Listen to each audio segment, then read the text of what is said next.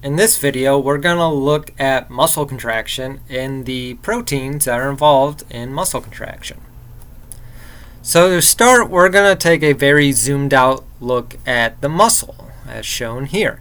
And so the muscle is made out of long nucleated cells called myofibrils.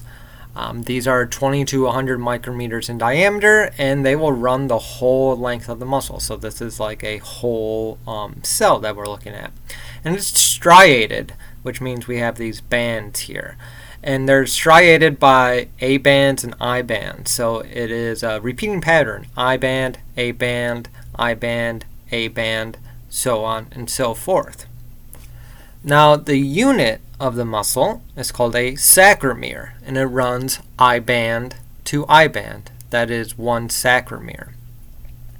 And at the middle of an I band is the Z disc. So to be a little more concise, a sarcomere is actually Z disc to Z disc.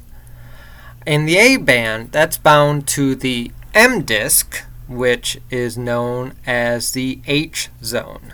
So the A band binds to the M disc at the H zone. The I band binds to the Z disc. Z disc, the Z disc is a sarcomere.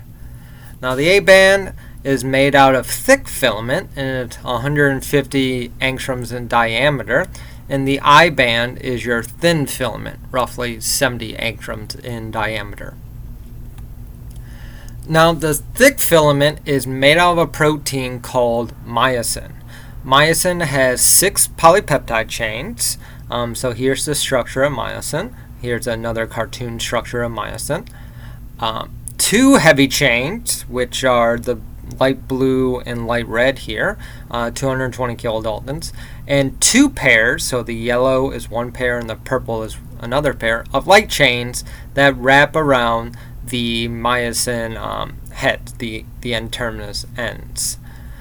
And the C-terminus is helical, as you can see, alpha helical, and it has a repeat of A, B, C, D, E, F, G, which each one of these letters is an amino acid. A and D are nonpolar, so where the helices meet, that will be the A and D to have your nonpolar interactions. And these myosin proteins will come together to make the thick filament. So what you're seeing here is that these little heads are the myosin heads. You have a zone in the thick filament called the bare zone, where it's only tails. But then throughout the thick filament, you just have heads poking out. Now the thin filament is made of a protein called actin, and this is actually the most abundant protein in the cytosol of eukaryotes. And actin can have 2 forms. If one actin protein is all by itself, monomeric, we call that G-actin or globular actin. When actin forms a filament, we call the actin there F-actin or filament actin or fibrous actin. Now, actin can bind 3 things. It can bind ATP, calcium, or magnesium.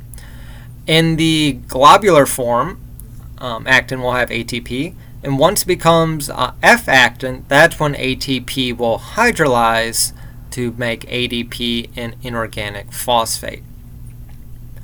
Now, when F-actin comes together, it forms a double helix, just like DNA. And each actin protein will contact 4 other proteins in this F-actin. And all the actins are oriented the same way. So F-actin actually has an overall polarity. It has a negative end or minus end and a positive end or plus end. Now these don't have to do with charge. They have to do with the rate of actin adding. So we have the minus end and the plus end. And F-actin is actually the monomer that will bind to myosin in your muscles. Remember, actin is thin, myosin is thick. Now, on your thin filaments, on your F-actin, you also have regulatory proteins. 2 of these are tropomyosin and troponin. They will bind onto your F-actin. Now, tropomyosin is a homodimer, and it's coiled coils, parallel coil coils. And what it does is it will wrap around this F-actin. So what you're seeing here is the blue is your tropomyosin and the other colors is your F-actin. So it's just winding around F-actin. While troponin is seen here, it has 3 subunits. It has a calcium binding subunit, so TNC, TNI binds to actin, and TNT binds to tropomyosin. So tropomyosin and troponin are regulatory proteins, and they're there so your muscles aren't continuously contracting.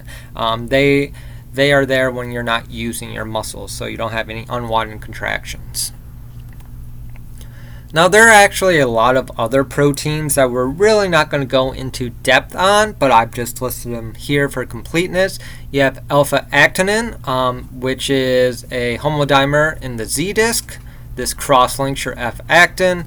Titin, which is the biggest known protein at 35,000 residues, has 300 different globular regions, and this will help anchor the thick filament onto sarcomeres. Nebulin, an alpha helical protein that associates with your thin filament. It sets the length of this thin filament. Tropomodulin, it binds the minus end or negative end of actin. Cap-Z or beta-actinin will bind the plus end. And then you have myomensin, M protein, and myosin binding protein C, which will help with thick filament formation. And that's it for this video. I will see you in the next video.